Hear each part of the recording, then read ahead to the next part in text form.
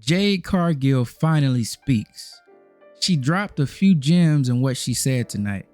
We break it down next. What's good, y'all? This your boy Woke back with another video today. Jade Cargill has finally spoken. She had a sit-down interview with Jackie Redmond where she revealed quite a lot. It wasn't that long, but it was very, very chalked with gems if you paid attention to it. Getting into it, Jade says and lets us know that physically she is perfectly fine. So that's great. She's recovered in kayfabe and obviously real life due to her real injury. So she's good now. That's great. Beyond that, Jackie started asking her how did she know it was who it was and all these sort of things. She says, all she can recall is being pushed from the back, and as she was losing consciousness, it was fading to black. She saw Naomi running away. That right there is some great storytelling, because that can tell us a few things. For one, obviously Naomi's come out and said she did it, so there's that. Jade can see Naomi running away, so there's that. Also too, what if it was an angle to it? What if Naomi is running away for a different reason? What if Naomi was involved but she didn't push Jade? It's a lot of angles they could take it. If they decide to, they can put some twists and turns up in here that we can maybe discuss later. So that was interesting to hear. Next thing is that Jade made an admission that Bianca Belair kept partnering with Naomi and was not truly worried about her. Because why would Jade literally be in the hospital? Bianca is tag teaming with Naomi, and Bianca couldn't tell that Naomi was the one that did it. That's an interesting angle and gives us a lot of clues about what may occur down the line between Jade Cargill and Bianca Belair. It makes sense now why Jade did not say anything to Bianca, because the way she viewed it is Naomi was her big sister. She viewed Naomi as somebody that she can depend on, lean on in situations when time got rough. Somebody she can lean on for advice, in the ring, out of the ring, and somebody that had her back as she came into the company, was acclimating to WWE. But the fact that somebody like this, that Jade knew before she got to WWE, could turn their back on her, it made her skeptical of everybody. If the one next to me can backstab me, and the one I love and care about and said she loved and cared about me can do this to me, then all of y'all are a suspect. Why would I tell anybody what I know? Even Bianca. At that point, Liv Morgan and Raquel Rodriguez come through, and they're walking past, going to the locker rooms, I suppose.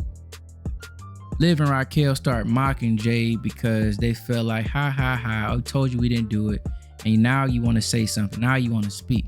You didn't say anything all these weeks when we were getting accused, so forget you. And Jade's pretty much telling Liv and Raquel, this isn't the time for that. Forget y'all, I don't care. I ain't about to do this right now. So Liv continues to heckle Jade. Jade is getting frustrated. Liv is mocking Jade.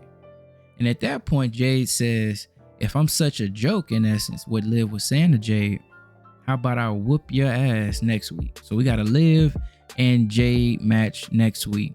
That match is finna be a banger. Liv has been cooking, and I like Jade in the ring. I don't care what y'all say. Jade power moves is good. I like her selling. She gonna have a great match with Liv, and I'm claiming that. That's a big match, and I'm surprised they're running it right now, truthfully, because that match can be a big match down the line. But I assume it'll be the first time in a series of many matches with them. So right now, guys, Jade was pretty much emotional. Didn't want to start finishing what she was saying with Jackie, and she walked away. They gave us just enough tonight to wet our mouths about Jade's mindset and how she feels about everything, but also left enough on the bone where we can keep drawing this out, spreading it out through Mania season to learn a little bit here, learn a little bit there. And at this point, I'm excited for where it could go. Jade clearly, obviously, does not like Naomi and feels betrayed and hurt by her. She clearly does not appreciate how Bianca Belair has handled all this. Jade clearly did not trust Bianca Belair to talk to her once she recovered enough to talk and speak to everybody. It's clear as day, this big three breaking up hurt Jade a lot because those were her girls. So at this point, will WWE make Jade Cargill an anti-hero who's a hero that does villainous things? Or will they make her a heel with a great purpose and great reasoning? Not all heels are bad guys. Heels behave in a certain way that can make them heels. But sometimes heels are very much justified. And where Jade Cargill is taken from here will be extremely interesting.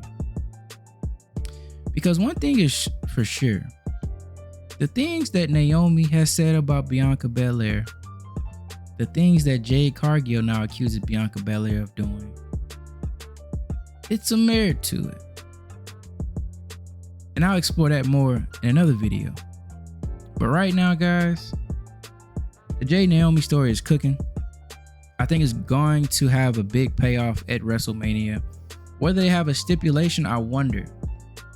It'll be super cool to me if they did a Jade versus Naomi unsanctioned match. This kind of story needs more than just a pinfall, basic 1, 2, 3 in the ring win.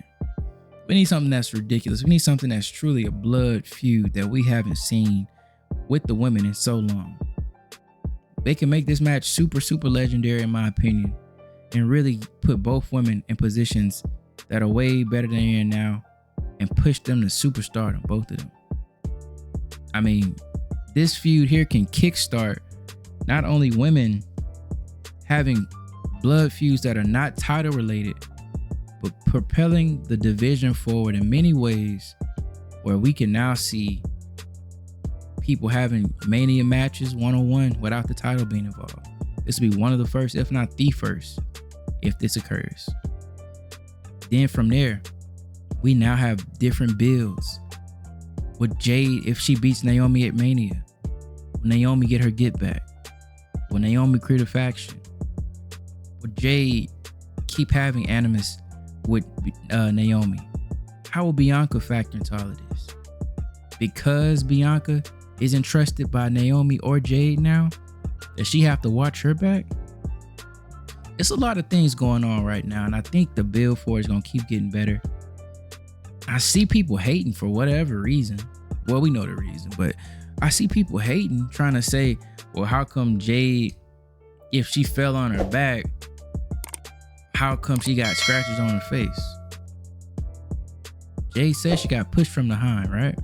So that means if she fell face down, she was trying to obviously probably spin and catch herself, something like that. Or she tried to get up and then fell back down. That makes sense. If you get pushed from behind, naturally, you want to try to turn your body, help the fall. She landed on the side. Then what? That could may possibly scratch your face on the side. How come Jade didn't tell Bianca? How come she didn't let Liv know so she, knew she not to be scared or whatnot and clear her name? Why would Jade trust anybody after what happened? That's the biggest thing. Why would Jade trust anybody after her best friend, Big Sis, just did that to her? And her tag partner, her friend, her other girlfriend of the big three is prancing around, dancing around, not truly caring about her like that. Moving on, having a great old time.